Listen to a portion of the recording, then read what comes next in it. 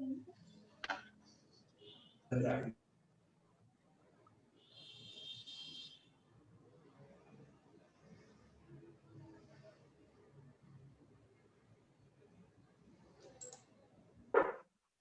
जी चालू होता पण लाईव्ह होता पण. Good evening, everyone. We Lions Club of Shribag are here in front of you.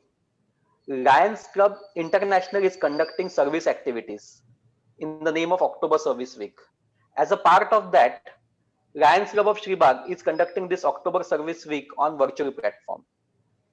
Here today, we are having a great poet and teacher with us to discuss on the matter in respect of opening of school, because pandemic situation, we are suffering from this pandemic situation, the lockdown, unlock 1, unlock 2, unlock 3, everything is going on. So in this situation, the big question in front of us is when the schools are going to open. So here we are having a teacher with us for that subject. I welcome all my friends, all my team members today. I also welcome our district governor Rakesh Chaumal, who is online or who is looking this program online on the Facebook Live.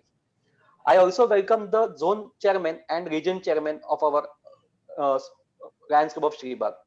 So in this situation, I request Ryan Sandeep Varghese sir to introduce our teacher who will be giving lecture on this point. So I invite Ryan Sandeep Varghese sir, teacher, to introduce a teacher.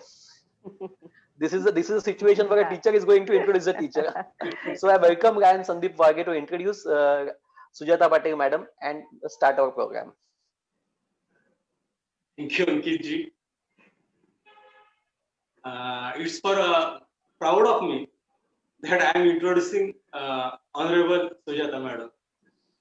तत्पूर्वी मला एक सांगावंसं वाटेल की Lions club तर्फे आपलं सप्ताह weak सुरू आहे, सेवा सप्ताह, आणि याच्यामध्ये आपण अनेक कार्यक्रम आता केलेले आहेत. आजचा शाळा कधी खुलणार या विषयात संदर्भात आपण आज मॅडमचं व्याख्यान ऐकणार आहोत. परंतु त्यांची ओळख करून देण्याची संधी मला प्रथमतः आपल्या सेक्रेटरी राऊत मॅडम आणि प्रेसिडेंट अंकित जी बंगेरा सर यांनी दिली, त्यामुळे मी त्यांचे दोघांचेही आणि आपल्या लायन्स क्लबचे मनपूर्वक आभारी आहे सर.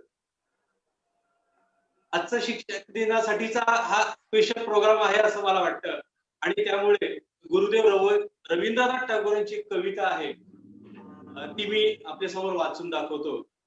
चित्त जिथे भीती शून्य, उंच जिथे माथा.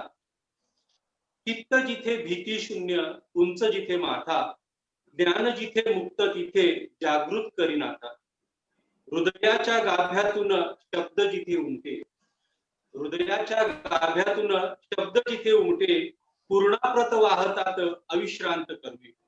पुरुषार्थन खंडित हो जेथे, पुरुषार्थन होय खंडित जेथे. तूच स्फूर्ती कर्माची, आनंद ही तव तेथे, आनंद ही तव. मी सुजाता मॅडमची ओळख करून देण्यापूर्वी त्यांच्याबद्दल दोन शब्द म्हणेन की शिक्षक कसा असावा, वागण्या बोलण्यातून ओळखता यावा. शिक्षक कसा असावा, वागण्या बोलण्यातून ओळखता यावा. संस्कार सिद्ध व्यक्तिमत्वाचा असावा. त्यांच्याकडे बघून न शिकलेल्यांना सुद्धा शिक्षणाचा मोह पडावा. अशा आदरणीय सुजाता पाटील मॅडम, आपलं या लायन्स परिवारामध्ये हार्दिक स्वागत आहे. धन्यवाद. मॅडमची ओळख करून देताना मी सांगेन की मॅडमचं शिक्षण हे संस्कृत मधून मॅडमने बीए केलेलं आहे आणि मराठीतून एम ए केलेलं आहे आणि बीएड सुद्धा आहे. 1994 पासून माध्यमिक विद्यालय कुरुळ येथे मुख्याध्यापिका म्हणून कार्यरत आहेत. विद्यार्थी संघाचा आदर्श सावित्रीबाई फुले शिक्षिका पुरस्कार त्यांना प्राप्त झालेला आहे. साने गुरुजी या चित्रपटाची निर्मिती करणाऱ्या श्री क्रिएशन्स तर्फे धडपडणारी मुले हा पुरस्कार त्यांना प्राप्त झालेला आहे. त्याच सोबत 3 जानेवारी 2014 रोजी दैनिक लोकमत तर्फे प्रयोगशील मुख्याध्यापिका म्हणून स्त्री शक्ती पुरस्कार सुद्धा मॅडमना प्राप्त झालेला आहे. कुरुळ शाळेमध्ये मॅडम मुख्याध्यापिका म्हणून काम करताना रायगड जिल्हा मुख्याध्यापक संघाचा स्वच्छ शाळा सुंदर शाळा पुरस्कार सुद्धा त्यांना प्राप्त झालेला आहे. सृजन विद्या प्रसारक मंडळ या संस्थेच्या त्या स्वतः संस्थापक सदस्य आहेत. ग्रामीण भागातील शेतकरी, कामगार यांच्या मुलांना दर्जेदार आणि आधुनिक शिक्षण देण्यासाठी प्रयत्नशील असणारी ही शाळा आहे. पुस्तकी शिक्षणाच्या पलीकडे जाऊन संवेदनशील माणूस घडावा यासाठी मॅडम सतत कार्यरत आहेत. त्याकरिता कला, क्रीडा, साहित्य, संगीत अशा अनेक विविध माध्यमातून त्यांचे वेगवेगळे उपक्रम सुरू असतात. कोकण मराठी साहित्य परिषदेच्या केंद्रीय कार्यकारिणीवर मॅडम निमंत्रित सदस्य म्हणून कार्य करत आहेत.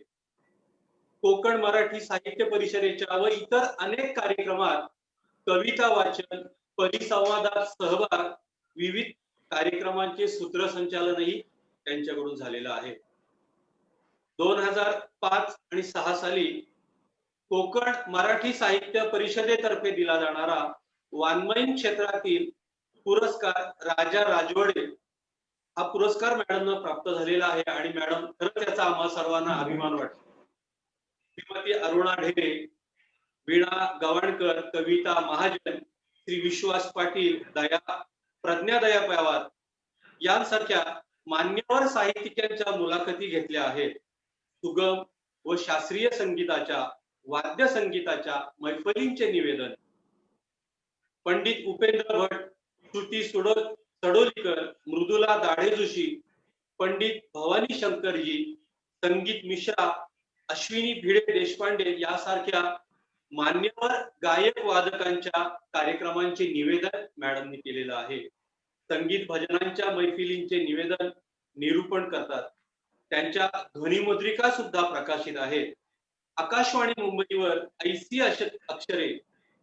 ऐसी अक्षरे या कार्यक्रमात मॅडमने ललितबंध सादर झालेला आहे. वर्तमानपत्रातून शैक्षणिक आणि ललित लेखन आजही सुरू आहे. हुंकार मनाचा आणि प्रकाशाचे झाड या 2 कविता संग्रह मॅडमनी प्रकाशित केलेल्या आहेत. तर मॅडम बद्दल बोलण्यासारखं खूप आहे, परंतु अतिशय ही अल्प ओळख मी इथे करून देत आहे आणि पुढील संचलन मी अंकितजी यांच्याकडे सोपवत आहे. करतो. आय इन्व्हाइट यू मॅडम की तुम्ही तुमचं लेक्चर स्टार्ट करावं मॅडम. आम्ही वाट बघतोय आतुरतेने. Yes, thank you. मी जरा स्क्रीन शेअर करते फक्त.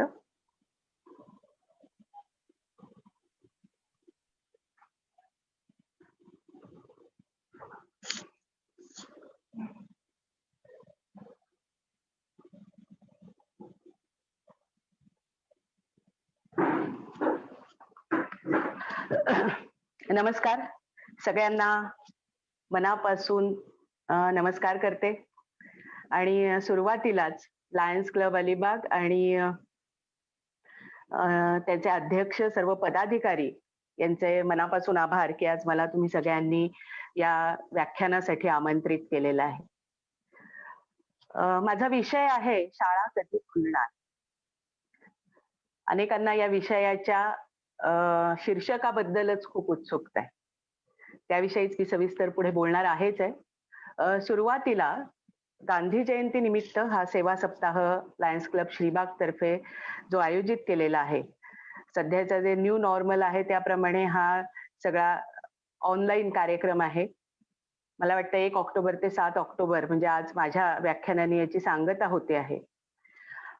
ज्या गांधीजींनी अहिंसा, सत्य आणि प्रेम ही त्रिसूत्री जगाला दिली आणि ज्या जीवनमूल्यांच्या आधारे मानवी आयुष्यामध्ये एक क्रांती घडवता येते हे दाखवून दिलं, त्या गांधीजींना मी सर्वात पहिल्यांदा मनःपूर्वक अभिवादन करते. आणि मला खरोखर आनंद वाटतोय आज की गांधीजींच्या या जयंती निमित्ताने आयोजित सेवा सप्ताहामध्ये मला हे व्याख्यान देण्याची संधी मिळालेली आहे. हे करत असताना सुरुवातीला मी एक मुद्दाम सांगेन की सध्याच्या स्थितीमध्ये आपण सगळेजण एका फार ज्याला वाईट अतिशय म्हणता येईल, दुःखद म्हणता येईल अशा घटने बद्दल वाचतो आहोत, ऐकतो आहोत. ते म्हणजे हाथरस इथले अमानुष बलात्काराला बळी पडलेली एक अतिशय तरुण मुलगी निर्भया, तिला मी सुरुवातीला श्रद्धांजली वाहू इच्छिते. खरं तर गांधीजींनी जे सांगितलं होतं ना, त्याचा आणि या सगळ्या घटना आज ज्या आपल्या अवतीभोवती घडतायत, याचा फार जवळचा संबंध आहे. कारण गांधीजींनी सांगितलं होतं, की शिक्षण हे सामाजिक परिवर्तनाचं साधन असायला हवं. शिक्षण व्यक्तीचा समग्र विकास करणारं हवं. समाजातल्या प्रत्येक व्यक्तीचा शैक्षणिक, सामाजिक, भावनिक, आर्थिक विकास करणं आणि शोषणमुक्त समानतेवर आधारित समाज निर्माण करणं हे शिक्षणाचं प्रमुख उद्दिष्ट असलं पाहिजे, असं गांधीजींनी त्यांच्या नई तालीम या पुस्तकामध्ये म्हटलेलं होतं. मला राहून राहून असं वाटतं, की गांधीजींनी जे काही सांगितलं होतं शिक्षणाबद्दल, ते प्रत्यक्षात आणायला आपण कमी पडलेलो आहोत. आणि म्हणूनच आजही आपण शोषणमुक्त आणि समानतेवर आधारित समाज निर्माण करू शकलेलो नाही. आणि त्यामुळेच जी आज उत्तर प्रदेशमध्ये घटना घडली आणि सातत्याने ज्या घटना घडतायत सगळीकडे, म्हणजे स्त्री ही एक सतत जिच्यावर अन्याय अत्याचार होत असतो हा एक घटक आहे. अनेक घटक समाजातले आहेत की ज्यांच्यावर सातत्याने काही अन्याय अत्याचार होत आहेत. याचं कारणच मला वाटतं शिक्षण व्यवस्थेमध्ये दडलेलं आहे. शिक्षण व्यवस्थेने एक माणूस घडवणं हे आपलं ध्येय समजलं पाहिजे. आणि म्हणूनच जेव्हा अशा घटना घडतात तेव्हा प्रत्येक वेळी मागे वळून पाहावंसं वाटतं आणि निश्चित असं वाटतं की आपली जी आजची शिक्षण व्यवस्था आहे, ही शिक्षण व्यवस्था काय आहे. मी आजची म्हणजे फक्त या करोना काळातल्या शिक्षण व्यवस्थेवरच भाष्य करू इच्छिते.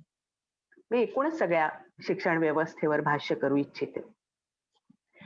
याचं कारण असं आहे की आपली शिक्षण व्यवस्था आपल्याला काय देते हे पाहणं फार आवश्यक आहे असं मला वाटत असतं. सर्वप्रथम मी इथे उपस्थित असलेल्या सगळ्यांना एक प्रश्न विचारेन.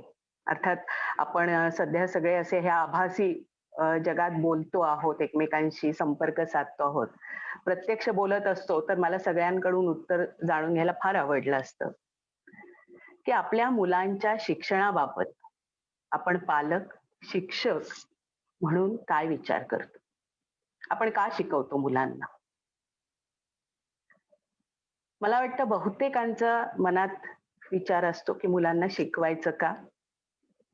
मुलांनी चांगलं शिकलं पाहिजे, उच्च शिक्षित झालं पाहिजे, मुलांचे त्यांचं एक चांगलं उत्तम करिअर घडलं पाहिजे, हा विचार प्रत्येक शिक्षकाच्या, पालकाच्या मनामध्ये असतो. त्यात वाईट काहीच नाहीये खरं म्हणजे.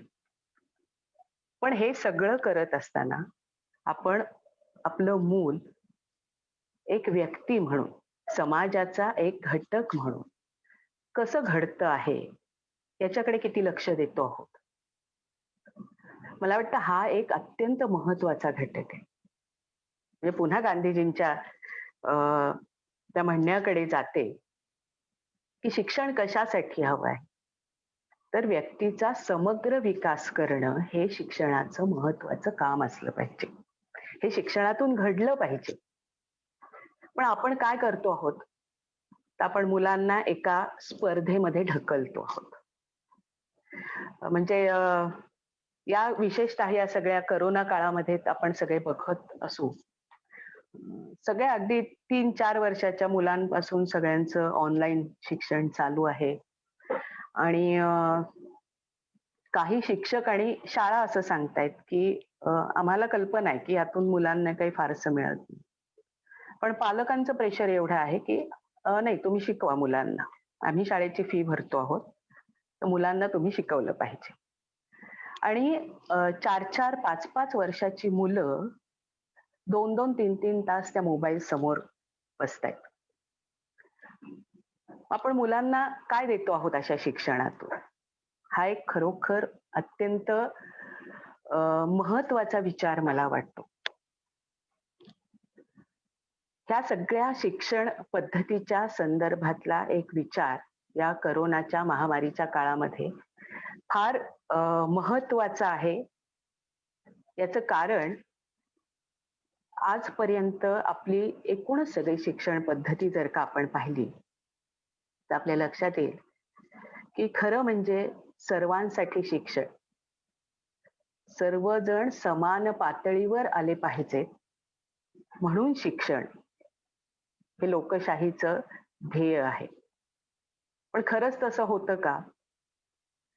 आपण बघा की खाजगी शाळा आहेत, अनुदानित शाळा आहेत. या शाळांमधले शिकणारी मुलं, त्यांचे पालक, त्यांचे शिक्षक हे स्थानिक स्वराज्य संस्थांच्या शाळांच्या शिक्षकांना तिथल्या शिक्षणाला कमी लेखणार. CBSE, English medium, convent schools यात शिकणारे जे सगळे शिक्षक, पालक, मुलं आहेत त्यांना मराठी माध्यमाच्या शाळा ह्या सध्या एकदम ज्याला आपण काय म्हणजे लो प्रोफाईल आहेत त्यांच्यासाठी त्या नाहीतच असं एक आपण समाजाने ठरवलेलं आहे. त्याच्यावर आता आहेत अजून ICSE आहेत, IB बोर्ड आहेत. म्हणजे मुळातच शिक्षणात एक प्रचंड अशी दरी वर्ग व्यवस्था आपण निर्माण करून ठेवलेली आहे. म्हणजे शिक्षणाने सर्वांना समान पातळीवर आणलं पाहिजे याच्याऐवजी आपण शिक्षणाने एक नवी वर्ग व्यवस्था आणि वर्ण व्यवस्था निर्माण केलेली. आणि ऑनलाईन शिक्षणाच्या ह्या काळामध्ये तर ही जी सगळी वर्ग व्यवस्था आणि वर्ण व्यवस्था आहे इतकी भीषण रूप धारण करते. आपल्यापैकी अनेकांनी हॅलो, माझं ऐकू येत आहे का सगळ्यांना? हा, येत आहे मॅडम ऐकू. Okay, yes. नाही, नेट प्रॉब्लेम असं इथे लिहिलं होतं नेहा मॅडम. ओके. तर ही जी सगळी नवी वर्ग व्यवस्था आहे ना, ही ह्या ऑनलाईन शिक्षणाच्या सगळ्या काळामध्ये फार ठळक झालेली. कारण एक वर्ग असा आहे की ज्यांनी ज्या क्षणी ऑनलाईन शिक्षण सुरू झालं त्या क्षणी स्वतःच्या मुलांसाठी स्वतंत्र मोबाईल घेऊन दिले, लॅपटॉप्स घेऊन दिले, मुलं शिकायला लागली. अर्थात या अशा पद्धतीतून शिक्षण किती घडतंय हा भाग फार वेगळा आहे, पण मुलांना त्या सुविधा उपलब्ध झाल्या. आता आमच्यासारख्या ग्रामीण भागातल्या शाळांमध्ये काय परिस्थिती आहे? तर वस्तुस्थिती अशी आहे की आमच्याकडे 25% विद्यार्थ्यांच्या पालकांकडे स्मार्टफोन नाहीत. ज्यांच्याकडे आहेत त्यांचे वडील स्मार्टफोन त्यांच्याजवळ असतो, वडिलांजवळ. वडील सकाळी 8 वाजता कामाला जातात, रात्री 8 वाजता परत येतात. म्हणजे त्या काळात मुलांना तो स्मार्टफोन उपलब्ध नसतो. आणि मग अशा परिस्थितीमध्ये कसं शिकवायचं, मुलांपर्यंत कसं पोहोचायचं, हा ग्रामीण भागातल्या शिक्षकांपुढे सुद्धा फार मोठा प्रश्न आहे. मला गंमत एक अशी वाटते की अनेक वर्तमानपत्रातून या काळामध्ये बातम्या आपण वाचल्या असतील की 8वीतल्या मुलांनी अमुक तमुक ठिकाणी काम केलं आणि स्वतःला शिक्षणासाठी मोबाईल घेण्याची व्यवस्था केली. किंवा एखाद्या विद्यार्थ्याच्या, ग्रामीण भागातल्या विद्यार्थ्याच्या आईने मंगळसूत्र विकलं आणि त्याच्यासाठी स्मार्टफोन घेऊन दिला. मला वाटतं ह्या बातम्या ह्या गौरवीकरण करण्याच्या किंवा ग्लोरीफाय करण्याच्या बातम्या नाहीत. ह्या बातम्या आपल्या समाजाची अत्यंत भीषण अशी वस्तुस्थिती दाखवतात. मुळात 8वीतलं मूल जर असं दिवसभर कुठे काम करत असेल तर ती बालमजुरी आहे, जिला कायद्याने सक्त विरोध केलेला आहे. अशा पद्धतीने बालमजुरांना काम करू देणं हा गुन्हा आहे. आणि हे जर का आपण उदाहरण म्हणून समोर ठेवत असू तर ही गोष्ट अत्यंत वाईट आहे असं मला प्रामाणिकपणे वाटतं. जर शासकीय पातळीवर ऑनलाईन शिक्षण आपल्याला सुरू करायचं आहे सगळ्या विद्यार्थ्यांसाठी, तर मग या व्यवस्थेने त्यांना पुरवायला हवं होतं हे सगळं, ही मुलांची जबाबदारी नाहीये, ही पालकांचीही जबाबदारी नाहीये. आणि त्यामुळे ही मी मगाशी जे म्हटलं, की ही दरी इतकी रुंदावत चाललेली आहे ना, की मग आमची मुलं विचारतात, की मॅडम सगळीकडे आता शिकवतायत ऑनलाईन आणि मग आम्ही काय करू? आमच्याजवळ फोन नाहीये. मग आता एकदा शिकवून झालेलं तुम्ही परत शिकवणार नाही आहात का? तर ही जी मुलांच्या मनात एक धास्ती निर्माण झाली आहे, की बाकीची मुलं शिकतायत, त्यांच्या परीक्षा पण झाल्या वगैरे आमची मुलं आम्हाला सांगतात फोन करून. मला गंमत एक मोठी वाटते, की तुम्ही मुलांना काही शिकवलेलंच नाहीये. ज्याला शिकवणं म्हणतात. म्हणजे शिकवणं, अध्ययन, अध्यापनामधली जी आंतरक्रिया आहे, जे शिकणं आहे मुलांचं, मुलं किती शिकली आहेत, हे जिथे आम्हाला कळायलाच मार्ग नाहीये, अशा परिस्थितीत अनेक शाळांनी परीक्षाही घेऊन टाकलेल्या आहेत. त्या कशा घेतल्या, काय शिकवून घेतल्या, कशाच्या आधारावर घेतल्या, ह्याची मला मोठी गंमत वाटते. दुसरी एक महत्वाची गोष्ट, की इथे राहुल धुमाळ सरांनी असं म्हटलंय, की मूल स्वतःच शिकू शकतं. सर, किती वयाचं मूल आणि काय स्वतः शिकू शकतं? हा एक मोठा चर्चेचा विषय आहे आणि मूल जर सगळंच स्वतः शिकत असेल, तर मग आपली शिक्षकांची म्हणजे त्यांच्या बरोबर असणाऱ्या आपल्यासारख्या सुलभकांची आणि शाळांची गरज आहे का मग? हा एक विचार करण्याचा मोठा मुद्दा आहे. त्याच्यावर नक्कीच चर्चा करता येईल. दुसरी एक गोष्ट आपण हे सगळं म्हणजे हे पॅन्डेमिक येण्याच्या आधी, कोरोनाची लाट येण्याच्या आधी अनेक सुजाण पालक, शिक्षक हे मुलांना स्क्रीन पासून दूर ठेवत होते. कारण सतत कुठल्याही स्क्रीन समोर असणं, मग तो मोबाईलचा असो, लॅपटॉपचा असो, टीव्हीचा असो, कुठल्याही स्क्रीन समोर सतत असणं हे मुलांच्या शरीरावर आणि मनावर दोन्हीवरही अतिशय वाईट परिणाम करणारं असतं. हे सातत्याने अनेक डॉक्टर्स, बालमानसशास्त्रज्ञ सांगत होते. म्हणजे ही चर्चा आपण आधीपर्यंत करत होतो, की मुलांना स्क्रीन पासून लांब ठेवूया, मुलांच्या हातात मोबाईल नको देऊया आपण. आणि मग अचानक हे सगळं बदललं असं, की मी मगाशी म्हटलं तसं 3-4 वर्षाच्या मुलांचे ऑनलाईन क्लासेस सुरू झाले. पालकांनाही त्याचं फार कौतुक वाटायला लागलं काही पालकांना. पण काही सुजाण पालकांना आणि शिक्षकांनाही त्यातले धोके निश्चित कळतायत. कारण मुलांचा इंटरनेटवरचा वावर हा किती सुरक्षित आहे, ही आपण सगळ्या मोठ्या माणसांनी विचार करण्याची फार महत्वाची बाब आहे. आपल्याला सगळ्यांना माहितीये, की म्हणजे आपण मोठी माणसं तर नेहमी याचा अनुभव घेतो.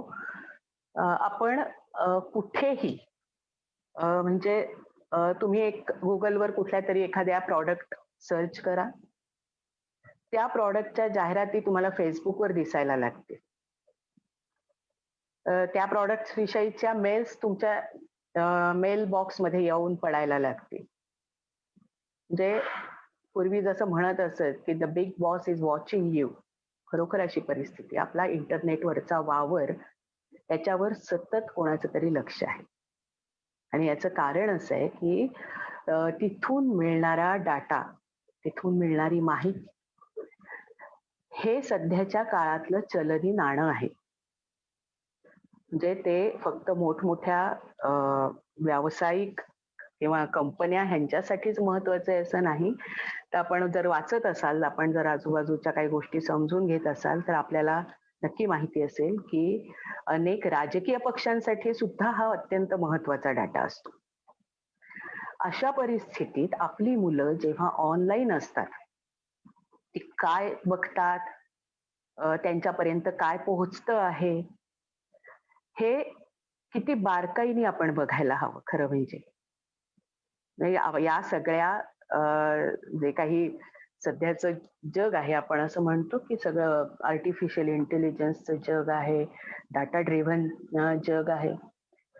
यात आपण मोठी माणसं तर आधीच सगळे आपण एक फक्त ग्राहक आहोत आणि आपण ग्राहक राजा वगैरे नाही आहोत काही. आपण या सगळ्या व्यवस्थेला बळी पडलेली माणसं आहोत खरं सांगायचं तर, की ज्याच्यासाठी आज आपल्या पुढे दुसरा पर्याय पण नाही. तर अशा परिस्थितीत आपली मुलं काय बघतायत, कुठे जातायत इंटरनेटवर आणि त्याच्यातून ती किती गोष्टींना एक्सपोज होत आहेत, याचा विचार आपण करतो आहोत का? आणि तो करत नसू तर तो जरूर करायला पाहिजे. कारण आपली मुलं या इंटरनेटच्या जगामध्ये सुरक्षित ठेवणं हा एक फार महत्वाचा भाग आहे. दुसरी गोष्ट अशी आहे की हे जे ऑनलाईन वर्ग चालू आहेत ना, तर अ, त्यात तुम्ही सगळ्यांनी बघितलं असेल की जेव्हापासून ऑनलाईन वर्ग सुरू झाले, त्यानंतरच्या लगेच नंतरच्या काही काळामध्ये गुगल सारखी मोठी कंपनी असेल, मायक्रोसॉफ्ट सारखी मोठी कंपनी असेल, ह्यांचे शासनाबरोबर विविध ठिकाणच्या राज्य शासनाबरोबर, केंद्र शासनाबरोबर काही करार झाले. म्हणजे आपल्या सगळ्यांच्या हे लक्षात यायला पाहिजे की हे शिक्षणाचं खाजगीकरण आणि व्यापारीकरण होत आहे. आणि जेव्हा हे शिक्षणाचं खाजगीकरण होईल, जेव्हा हे व्यापारीकरण होईल, तेव्हा लक्षात घ्या की काही काळाने आपल्याला पर्याय नसतील. आपण एक मगाशी म्हटलं तसं फक्त ग्राहक होणार आहोत.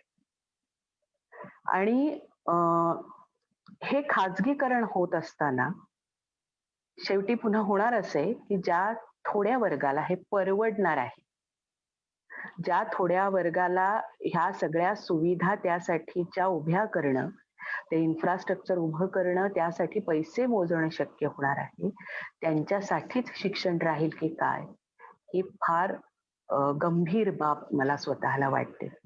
एक शिक्षक म्हणून मला त्याबद्दल फार चिंता वाटते, फार काळजी वाटते की आज जी मुलं आहेत ज्यांना अगदी साधा सुद्धा स्मार्टफोन परवडत नाहीये, ती मुलं उद्याच्या जगामध्ये जर शिक्षणाचं असं खाजगीकरण आणि व्यापारीकरण व्हायला लागलं तर ती मुलं काय करतील, कुठे जातील, कुठे शिकतील?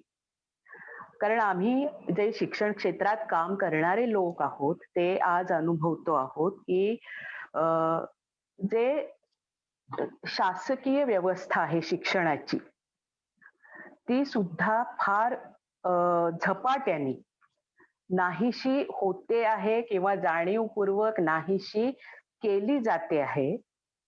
आणि हे सगळं हळूहळू फार वेगाने खाजगीकरणाकडे चाललेलं आहे. असं जर झालं तर आमची खेड्यापाड्यातली, वाड्या वस्त्यांमधली मुलं कुठे शिकतील आणि काय शिकतील? तेव्हा मला वाटतं आपण फक्त आपल्या 1 किंवा 2 मुलांचे पालक म्हणून राहू नये. शिक्षण हा संपूर्ण समाजासाठीचा अतिशय महत्वाचा आणि कळीचा विषय आहे. आणि म्हणूनच आपण प्रत्येकाने अत्यंत समजदारपणे, अतिशय जाणीवपूर्वक या सगळ्या प्रश्नांच्या बाबतीत सजग राहायला पाहिजे. सतत माहिती करून घेत जायला पाहिजे. माझं मूल चांगलं शिकतंय ना, मग काय करायचंय? इतकं एका चौकटीत खरंच आपण राहता कामा नये. कारण तुमचं मूल एक शिकून पुढे गेलं तर त्याच्या मागे 10 मुलं जर का शिक्षणाच्या प्रवाहातून बाहेर जाणार असतील तर ते संपूर्ण समाज स्वास्थ्याच्या दृष्टीने अत्यंत घातक असणार आहे, हे आपण लक्षात ठेवायला हवं. मी मुद्दाम एक उल्लेख अशासाठी करते आहे की नुकतंच नवं शैक्षणिक धोरण जाहीर झालं. बऱ्याच ठिकाणी त्याच्यावर खूप चर्चा झालेल्या आहेत, काही चांगल्या सकस चर्चा झाल्या होत आहेत. पण आपल्याकडे एक आता सध्या नवीन विद्यापीठ आलेलं आहे आणि त्याचं नाव आहे व्हॉट्सॲप विद्यापीठ. तर आपल्यापैकी बहुसंख्य लोक हे या व्हॉट्सॲप विद्यापीठातून अनेक अभ्यासक्रम पुरे करत असतात. पण एक लक्षात घेतलं पाहिजे की जेव्हा अशा नव्या गोष्टी काही येतात तर तेव्हा त्या कुठलाही पक्ष, कुठलीही विचारसरणी याच्या पलीकडे जाऊन आपण समाजाचा एक जागरूक घटक म्हणून या गोष्टींकडे बघणं आवश्यक आहे. कारण काय होतं की सर्वसामान्य माणसाला असं वाटतं की माझं मूल शिकतंय आणि त्याच्यापर्यंत जे काही बदल येणार आहेत शिक्षणाचे तेवढ्याशी माझा संबंध आहे. म्हणजे गंमत सांगते की नवं शैक्षणिक धोरण जेव्हा जाहीर झालं तेव्हा अनेकांनी मला असं विचारलं, म्हणजे मी थोडी शिक्षणाशी संबंधित आहेत म्हणून, म्हणजे आता 10वी-12वीच्या परीक्षा होणार नाहीयेत का? म्हणजे आपण इतके एक्झाम ओरिएंटेड झालेले आहोत, परीक्षा केंद्री झालेले आहोत, की त्या नव्या शैक्षणिक धोरणात बाकी काय आहे बाबा? की शिक्षणाच्या दृष्टीने काय चांगल्या वाईट काय गोष्टी आहेत त्या थोड्या समजून घेतल्या पाहिजेत आपण. पण बहुतेक जणांचा कन्सर्न हा 10वी-12वीचा बोर्ड असणार की नाही याबद्दलच होतं. म्हणजे याची मला थोडीशी खरं सांगायचं तर एक गंमत वाटलेली होती. माझं फक्त एक निरीक्षण इथे नोंदवते, की नव्या शैक्षणिक धोरणाचा अभ्यास आपल्यापैकी अनेकांनी जरूर करावा. म्हणजे अगदी सखोल अभ्यास नाही तरी त्याच्यावर खूप चांगले लेख, काही चांगले आर्टिकल्स, काही वेबिनार्स त्याच्यावर झालेली आहेत. मला स्वतःला असं वाटतं, की हे नवं शैक्षणिक धोरण पुन्हा एकदा सगळ्या शिक्षण व्यवस्थेला मी मगाशी म्हटलं तसं खाजगीकरणाकडे आणि व्यापारीकरणाकडे नेणार आहे. आणि म्हणून आपण सगळ्यांनी या बाबतीत जागरूक आणि डोळस असलं पाहिजे. ऑनलाईन शिक्षणाच्या बाबतीत मगाशी मी बोलत होते. अजून एक त्यातली गंमत अशी आहे, की खरं म्हणजे शिक्षण ही एक संवादी प्रक्रिया असते. म्हणजे काय? तर मुलं समोर असतात. शिक्षक काही मुलांच्या मदतीने काही मुलांकडून काही कृती करून घेतात. काही एकत्र चर्चा होतात.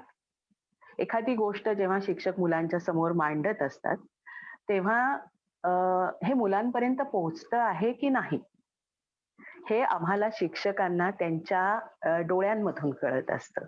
मुलांच्या चेहऱ्यावरच्या सगळे जे काय हावभाव असतात त्याच्यावरून आम्हाला हे सगळं कळत असतं. पण गंमत अशी आहे की ह्या ऑनलाईन शिक्षण प्रक्रियेमध्ये हे सगळं मिसिंग आहे. आणि अनेक मुलं अशी तक्रार करतात की काही नाही, आम्ही फक्त त्या स्क्रीनकडे बघत राहतो आणि आम्हाला काही कळत नाही. कळलं नाही तर लगेच विचारण्याची जी एक उत्स्फूर्त प्रतिक्रिया असते, ती या ऑनलाईन शिक्षणामध्ये शक्य नाही. आणि जी शिक्षकांना सुद्धा ना आम्हाला समोरासमोर संवाद साधण्याची एक सवय झालेली असते. त्यामुळे या सगळ्या नव्या पद्धतीमध्ये शिक्षण देत असताना शिक्षक सुद्धा खरं तर सुरुवातीला फार भांबावलेले होते, गोंधळलेले होते. त्याच्यातून अनेक गोष्टी झाल्या की मग काही मोठ्या शाळांमधून पालकांनी शिक्षकांच्या शिकवण्यामध्ये अडथळा आणणं, काही त्याच्यावर कमेंट्स करणं, अशा पद्धतीच्या गोष्टी झाल्या. आणि शिक्षकांनी ते बंदच करायचा असाही निर्णय घेतला काही ठिकाणी. शिक्षकांची हॅरॅसमेंट होण्याच्या सुद्धा घटना झाल्या. दुसरीकडे काही मुलं ज्यांना या वेगाशी जुळवून नाही घेता येते या ऑनलाईन शिक्षणाच्या, ती मुलं स्वतःला आपण काहीतरी मागे पडतोय, आपल्याला हे समजत नाहीये, असा एक न्यूनगंड मुलांच्या मनामध्ये निर्माण होतो आहे. आणि मग ह्याच्यातून जर का मुलं खच्चीकरण झालं मुलांचं, तर मला वाटतं त्यातून बाहेर यायला मुलांना फार वेळ लागत असतो. त्यामुळे ही ऑनलाईन शिक्षणाची जी एक नवी पद्धत आपण काढलेली आहे, तर त्यात एक शिक्षणाचं महत्वाचं तत्व बाजूला पडतं की प्रत्येक मूल हे एक स्वतंत्र व्यक्ती आहे आणि त्या प्रत्येक मुलाची, प्रत्येक मुलीची शिकण्याची गती वेगळी असते. त्यांच्या गतीने जावं लागतं. आणि अशा पद्धतीने जेव्हा आम्ही शिकवतो आहोत, आम्ही ऑनलाईन शिकवतो आहोत किंवा काही व्हॉट्सअपच्या माध्यमातून अभ्यास देतो आहोत, तेव्हा ही सगळी प्रक्रियाच याच्यातून मिसिंग आहे. त्यामुळे एक शिकण्याबद्दलची नावड मुलांच्या मनात निर्माण होण्याची शक्यता सुद्धा नाकारता येत नाही. दुसरा मगाशी एक मुद्दा माझा बोलता बोलता माझा अर्धा राहिला की मुलांचा इंटरनेटवरचा वावर हा सुरक्षित आहे की नाही. कारण इंटरनेटच्या माध्यमातून मुलांवर अगदी लहान वयाच्या मुलांवर सुद्धा त्यांची काही फसवणूक होणं, त्यांना काही वेगळ्या प्रकारच्या जाळ्यांमध्ये अडकवलं जाणं, मुलांची अ, लैंगिक अत्याचार मुलांवर होणं, काही गैरकृत्य होणं, या प्रकारच्या अनेक गंभीर घटना आज जगभरातून समोर येत आहेत. आणि अशा वेळी हे ऑनलाईन शिक्षण आपल्या मुलांसाठी किती सुरक्षित आहे, हे सुद्धा आपण नक्की बघायला पाहिजे. मला माहिती आहे की अनेकांच्या मनात हा विचार असणार आहे की सध्याच्या परिस्थितीत मग दुसरा पर्याय काय आहे त्याला. पण आपण एक लक्षात घेतलं पाहिजे की मुलं घरी आहेत आणि ती पालकांच्या जवळ आहेत. काही पालक सुजाण आहेत, ते स्वतः काही मुलांशी संवाद साधतायत, मुलांकडून काही कृती करून घेतायत. काही पालकांना हेही शक्य नाहीये, कारण करोनाच्या या सगळ्या महाभयंकर संकटामध्ये अनेक पालकांची रोजीरोटी हरवलेली. आणि हा काही फक्त एका वर्गापुरता मर्यादित असलेला प्रश्न राहिलेला नाही. मला वाटतं जवळजवळ सगळ्या आर्थिक गटातल्या पालकांना ह्याची झळ पोहोचलेली. आणि त्यामुळे मुलांशी असलेला संवाद पालकांचा तो सुद्धा खंडित होतोय की काय. कारण पालक मगाशी म्हटलं सगळ्या स्तरातले पालक, म्हणजे अगदी रोजंदारीवर जाणारे पालक असोत, नाहीतर आज अगदी IT मध्ये लाखोंच्या पॅकेजेस घेऊन काम करणारे लोक, सगळे एका रात्रीत बेरोजगार झालेले आहेत, अनेक जण. तर अशा परिस्थितीमध्ये पालकांचा मुलांशी संवाद असणं, आणि तो नसेल तर मूल घरामध्ये सुद्धा कुठल्या अनेक तणावांना सध्या मुलं तोंड देत आहेत. म्हणजे हा सुद्धा एक महत्वाचा भाग आहे, ही सुद्धा एक महत्वाची चिंता आहे की मुलं या सगळ्या काळात, मुलांमध्ये खूप तणाव आहेत, मुलांच्याही मनात खूप वेगवेगळ्या प्रकारचे प्रश्न आहेत. कारण इतके लहान मुलं, म्हणजे थोडी मोठी आहेत ती परिस्थिती समजू तरी शकतात. अगदी लहान जी मुलं आहेत त्यांना हे कळतच नाहीये की हे काय आहे, का आपण 3-3, 4-4 महिने घरात कोंडून आहोत. आणि मग त्याची एक वेगळी प्रतिक्रिया मुलांच्या मनामध्ये उमटते आहे. मुलं घाबरलेली आहेत, मुलांना खूप संवादाची गरज आहे. म्हणजे मी अनेक वेळा माझ्या घरातल्या नातेवाईक छोट्या मुलांच्या बाबतीत बघितलं की आपण फोन केला तरी त्यांना खूप बोलायचं असतं, कारण घराच्या बाहेरची माणसंच दिसत नाहीयेत त्यांना. म्हणून हे सगळं होत असताना मुलांना समजून घेणं हे अत्यंत महत्वाचं आहे. मुलांशी संवाद ठेवणं, आणि म्हणून आम्ही आमच्या शाळेत सुद्धा अभ्यास देणं ही गोष्ट लिमिटेड प्रमाणात चालू ठेवलेली आहे. पण आम्ही एक अगदी सुरुवातीपासून, म्हणजे पहिल्या लॉकडाऊन पासून आम्ही सतत हे एक धोरण ठेवलेलं आहे की आमचे प्रत्येक वर्ग शिक्षक आठवड्यातून एकदा तरी प्रत्येक विद्यार्थ्याच्या, वर्गातल्या प्रत्येक विद्यार्थ्याच्या घरी फोन करून विचारतात की मुलं काय करतायत, मुलांचं सगळं व्यवस्थित चाललेलं आहे की नाही. काही त्यांना अडचणी असतात, काही गंभीर आजार असलेल्या विद्यार्थ्यांना सुरुवातीच्या काळामध्ये औषधं मिळत नव्हती लॉकडाऊनच्या काळामध्ये. तर हा संवाद ठेवल्यामुळे आम्हाला त्या मुलांना काहीतरी थोडंसं औषधं मिळवून देण्यासाठी काही धडपड करता आली. काही मुलांसाठी म्हणजे थोडे अजून काही वेगळे प्रश्न होते त्या मुलांचे, की आई वडिलांचा रोजगार गेलेला होता, तर काय करूया आता, कुठे जायचं, काय करायचं, असे अनेक प्रश्न मुलांचे होते. तर त्या परिस्थितीत तर मुलांना अभ्यास देणं आणि त्यांना काही वाचा लिहा हे सांगणं, हे सुद्धा मला वैयक्तिकरित्या फार अवघड वाटत होतं खरं सांगायचं. आणि म्हणून आम्ही ते केलं नाही. म्हणजे मी अगदी मोकळेपणाने सांगते की नाही केलं आम्ही हे सगळं.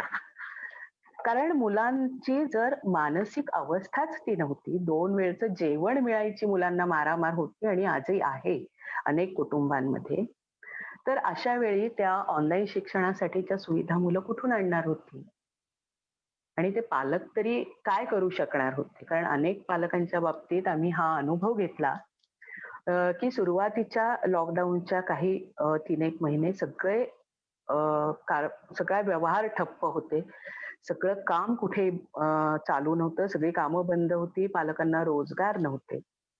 अशा वेळी पालकांकडे मोबाईलला रिचार्ज मारायला सुद्धा पैसे नव्हते. तर मग काय ऑनलाईन शिक्षण आम्ही घेणार होतो.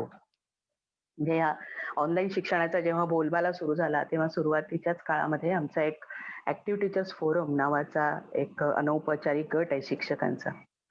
आणि त्यांनी म्हणजे आम्ही सर्वेक्षण केलं होतं, तेव्हा असं आढळून आलं की फक्त 27.11% विद्यार्थ्यांकडे इंटरनेट सुविधेसह स्मार्टफोन उपलब्ध होते.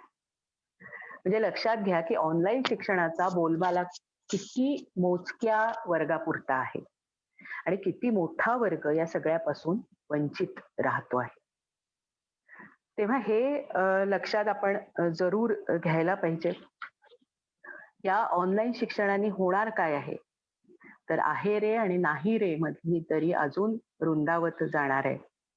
आणि एक नवी वर्ग व्यवस्था की ज्यांच्याकडे ऑनलाईन शिक्षण आहे आणि ज्यांच्याकडे ऑनलाईन शिक्षणाच्या सुविधा नाहीत, असा एक नवी वर्ण व्यवस्था, वर्ग व्यवस्था सगळी आपल्याकडे निर्माण होणार आहे. पण मला एक खेदाची गोष्ट अशी वाटते की या वस्तुस्थितीकडे केवळ शासकीय पातळीवर नाही तर आपण सुद्धा काही समाजाचा घटक म्हणून सुद्धा आपण किती लक्ष देतो आहोत. म्हणजे ह्या सगळ्या आकर्षणांना पालक सुद्धा किती बळी पडत आहेत ह्याचे एक गमतीशीर उदाहरण मी सांगू इच्छिते. एक मिनिट. आपण बघत असाल तर गेल्या एक साधारण 3-1 महिन्यांपासून जे फेसबुकवर आहेत, जे जीमेल किंवा कुठली मेल सर्व्हिस वापरतात, त्यांनी बघितलं असेल की युट्यूबवर सुद्धा 6व्या वर्षापासून मुलांना कोडिंग शिकवा, मुलांना प्रोग्रॅमिंग शिकवा, अशा जाहिरातींचा भडीमार होतो आहे. आणि त्याला म्हणजे काही मी बघितल्या जाहिराती फेसबुकवर, इतकी दिशाभूल करणाऱ्या जाहिराती आहेत की आता नव्या शैक्षणिक धोरणानुसार कोडिंग आवश्यक असणार आहे, तुमच्या मुलांना कोडिंग येणं आवश्यक असणार आहे, अशा पद्धतीच्या काही अत्यंत दिशाभूल करणाऱ्या जाहिराती सातत्याने पालकांच्या नजरेसमोर पडतील अशी व्यवस्था केली जाते. मला सांगा की 6 वर्षाचं मूल काय कोडिंग शिकणार आहे आणि कोडिंग शिकवून करायचंय काय? म्हणजे ज्या वयामध्ये मुलांचं बेसिक आम्ही जे म्हणतो की त्यांची मोटर स्किल्स डेव्हलप व्हायला पाहिजे, त्यांचं आय हँड कोऑर्डिनेशन डेव्हलप व्हायला पाहिजे, मूल आपलं समाजामध्ये वावरण्याच्या दृष्टीने तयार होण्याची ती एक प्रक्रिया सुरू होत असते शाळेमध्ये. तेव्हा तुम्ही मुलांना कोडिंग शिकवणार आणि अमुक तमुक मूल 13व्या वर्षी त्याची स्वतःची कंपनी काढली आणि सीईओ झालं वगैरे, अशा पद्धतीच्या ह्या सगळ्या गोष्टी इतक्या तीव्रतेने आपल्या सगळ्यांवर आदळतायत की पालकांना पण आता वाटायला लागलं की अरे हा, हे आता कोडिंगचा क्लास लावायला पाहिजे आपल्याला मुलांना. आणि त्यात अशी गंमत असते की पहिला क्लास फ्री असतो, त्यात तुम्हाला अनेक म्हणजे असं स्वप्नच खूप रंजक आणि छान स्वप्न दाखवली जातात की तुमची मुलं कोडिंग शिकून लगेच कसं पुढे त्यांचं भविष्य किती उज्ज्वल असणार आहे आणि ती कशी मग लगेच प्रोग्रॅमर होतील, ती कशी स्वतःचे ऍप्स डेव्हलप करायला लागतील वगैरे, असं एक फार स्वप्नाळू सुंदर असं जग तुमच्या समोर उभं केलं जातं. पण एक पालक म्हणून, शिक्षक म्हणून किंवा समाजाचा एक घटक म्हणून सुद्धा हे आपण लक्षात ठेवलं पाहिजे की सगळ्यात पहिली आपला प्राधान्यक्रम हा आपलं मूल या समाजामध्ये एक चांगलं जबाबदार नागरिक, एक चांगला माणूस म्हणून कसं पुढे येईल याच्यासाठी प्रयत्न करणं फार आवश्यक आहे असं मला वाटतं.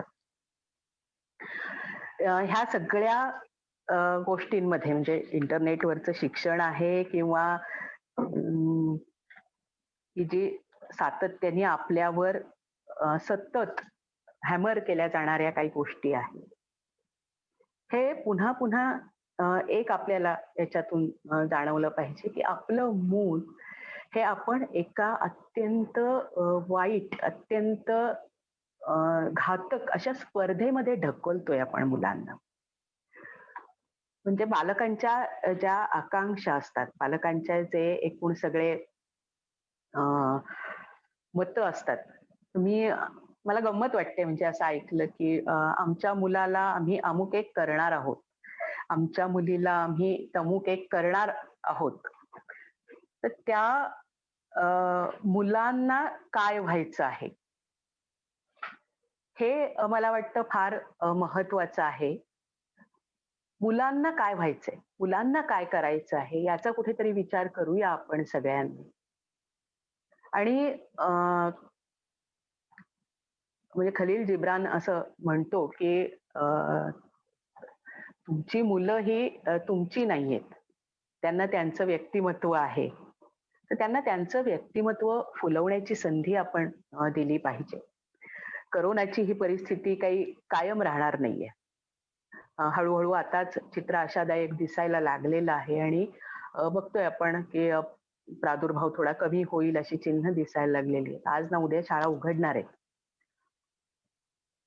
तेव्हा मूल शाळेत जाणं, मुलांनी शाळेत जाऊन शिकणं ह्याला काही पर्याय असणार नाही. कारण काय आहे की शाळा हे नुसती एक म्हणजे वर्गखोल्या आणि इमारत म्हणजे शाळा नसतं. मुलांशी शाळेशी असलेली जी एक अटॅचमेंट असते, भावनिक जवळीक असते मुलांची. मुलं फक्त शाळेत शिकण्यासाठी जातात का? तर शिकणं हा शाळेत जाण्याचा एक फार थोडा भाग असतो असं मला नेहमी वाटतं. मुलं शिक्षकांकडून सुद्धा जास्त शिकत नाहीत. मुलं शिकत असतात की त्यांच्या परिसरातून शिकतात, त्यांच्या मित्रांकडून मित्रमैत्रिणींकडून शिकत असतात आणि त्यातून मूल एक सामाजिक व्यक्तिमत्व म्हणून घडत असतं. हे सगळं आपण लक्षात म्हणजे ठेवायला पाहिजेच याबद्दल काही मला अजिबात शंका वाटत नाही. पण पुन्हा पुन्हा मला एका गोष्टीचं खरंच वाईट वाटतं की पालक म्हणून, शिक्षक म्हणून आपण मुलांचा विचार करत नाही आहोत. म्हणजे एक काहीतरी शिक्षण चालू राहिलं पाहिजे म्हणून ते ऑनलाईन शिक्षण मुलांवर आपण थोपवतो आहोत असं मला अनेक वेळा वाटतं.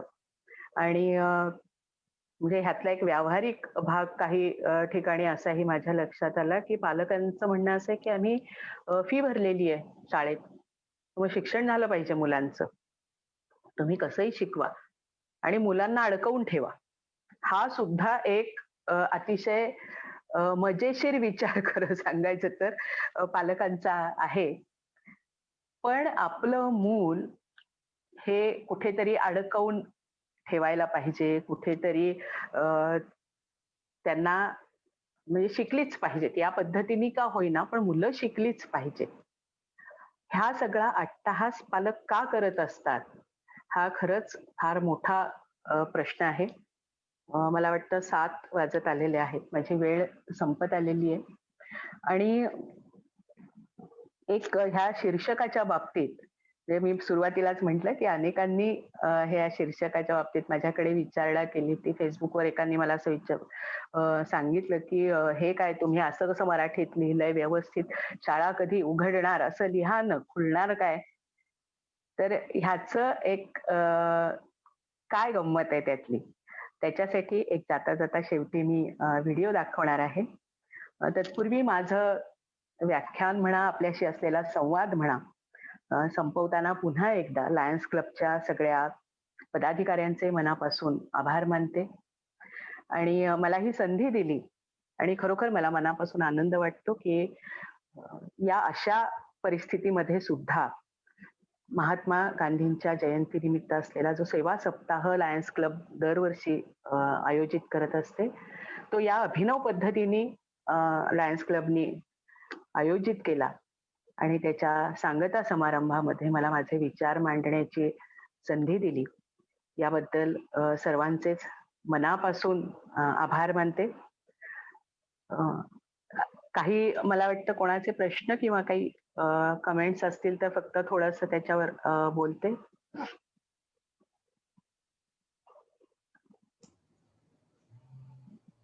तसं काही दिसत नाहीये इथे अजूनही, म्हणजे कोणाला या संदर्भात काही प्रश्न किंवा काही कमेंट असेल तर आवडेल मला संवाद साधायला, आणि नसेल तर मग मी समारोप कर. सर थांबा हो. कुणाचं काही नाहीये मला वाटतं. मी एक शेवटचा छोटासा ऑडिओ क्लिपच आहे, म्हणजे ती दाखवते. काही आहे.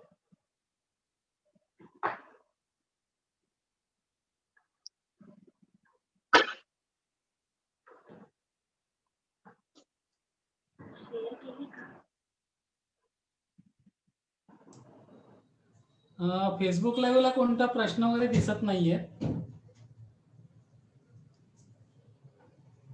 हा, मी एक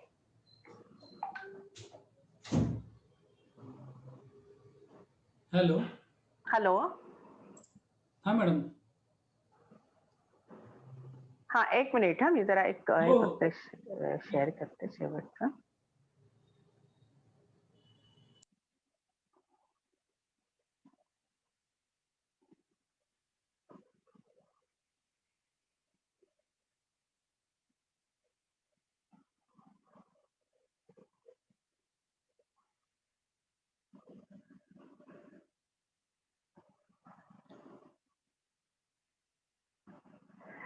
हा, तर हा एक ऑडिओ आमच्या शाळेतल्या पहिलीच्या मुलींनी त्यांच्या वर्गाच्या ग्रुपवर ऑडिओ करून टाकलेला होता. साधारण मला वाटतं लॉकडाऊन होऊन एक म्हणजे जुलै सुरू झालेला होता. मुलं कंटाळलेली होती अगदी घरी, आणि त्या दरम्यान तिने हा ऑडिओ टाकलेला होता की मॅडम, मी घरी बसून बसून कंटाळलेली आहे आता, आणि शाळा कधी खुलणार सांगा. ती मुलगीची मातृभाषा हिंदी आहे, आणि त्यामुळे तिने तो विचारलेला प्रश्न इतका गोड होता, आणि मला ते दोन्ही अर्थांनीही वाटलं की तिच्यासाठी शाळा कधी खुलणार, शाळा कधी उघडणार, हा एक फार मोठा प्रश्न होता. आणि आमचं शिक्षकांचा एक असा अनुभव आहे की मुलं शाळेत आल्याशिवाय शाळा खुलत नाही. म्हणजे आमचाही हाच प्रश्न आहे की शाळा कधी खुलणार आहेत आता. धन्यवाद मला ही संधी दिल्याबद्दल, आणि पुढची सूत्र लायन्स क्लबच्या पदाधिकाऱ्यांकडे देते.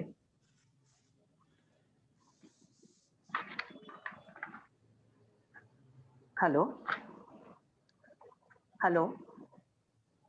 मॅडम, अतिशय साध्या शब्दात आपण खुलवून सांगितलं की शाळा कधी खुलणार. आम्ही त्याच खुलण्याची वाट बघतोय की जोपर्यंत तो किलबिलाट ऐकायला येत नाही अगदी तोपर्यंत. खरंय, अगदी खरंय. नक्कीच नक्कीच. त्यामुळे मुलांशिवाय शाळेला शोभा नाही. लायन संदीपजी. हॅलो. हॅलो. प्रश्न कोणाचेच दिसत नाहीये. ओके.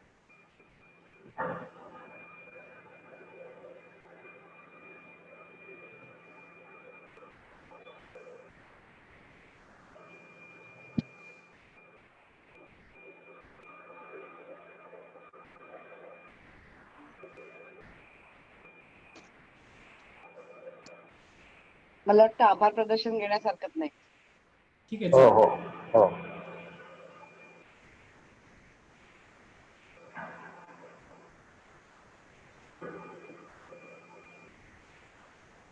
नमस्कार. मी लायन ॲडव्होकेट अमित देशमुख आभार प्रदर्शनासाठी आपल्यासमोर आलेलो आहे. सर्वप्रथम आजच्या जे वक्त्या होत्या पाटील मॅडम यांचं मी मनापासून आभार मानतो की त्यांनी एवढ्या साध्या आणि सोप्या शब्दामध्ये शाळा कधी उघडणार या संदर्भामध्ये त्यांचं व्याख्यान सर्वांना समजावून सांगितलं. हा विषय त्यांनी समजावून सांगितला, त्याबद्दल मी त्यांचे आभार मानतो. त्याचप्रमाणे हा जो सप्ताह आपण घेतला 2 ऑक्टोबर पासून आजच्या तारखेपर्यंत, तर त्यामध्ये आपण विविध मान्यवरांची व्याख्याने आयोजित केलेली होती. त्यापैकी 2 तारखेला आपण डॉक्टर दोशींचं व्याख्यान आयोजित केलेलं होतं. त्यांनी living longer, living stronger, living better या विषयावरती व्याख्यान दिलं. त्याबद्दल मी त्यांचे आभार मानतो. त्याचप्रमाणे 3 ऑक्टोबरला किडनी स्टोन्सवरती सोहेब राऊत यांनी डॉक्टर साहेबांनी आपल्याला व्याख्यान दिलं. त्यांचे देखील मी आभार मानतो. त्याचप्रमाणे 4 ऑक्टोबरला सुरुची पाटील मॅडम यांनी ब्रह्मविद्येबद्दल माहिती दिली. त्यांचे देखील मी आभार मानतो. 5 ऑक्टोबरला डॉक्टर ओजस्विनी कोतेकर मॅडम यांनी आपल्याला मदरहूड कल आज और कल या विषयावरती सखोल मार्गदर्शन केलं. त्यांचे मी आभार मानतो. त्याचप्रमाणे काल 6 तारखेला यश जहागीरदार यांनी आपल्याला एरो मॉडेलिंगवरती व्याख्यान दिलं. त्यांचे देखील मी आभार मानतो. हे सर्व व्याख्यानमाला पाहणारे विविध पदाधिकारी, लायन्स क्लब ऑफ श्रीबागचे, तसंच zonal chairman, regional chairman, district committee, district chairman आणि लायन्स क्लब ऑफ श्रीबागचे पदाधिकारी यांनी आवर्जून ही सर्व व्याख्यानमाला पाहिली. तसंच फेसबुक लाईव्हवरती विविध श्रोत्यांनी ही व्याख्यानमाला पाहिली. याबद्दल मी या सर्वांचे आभार मानतो. आणि हा ऑक्टोबर वीक जो आहे तो ह्या व्याख्यानमाला संपली असं मी जाहीर करतो. धन्यवाद.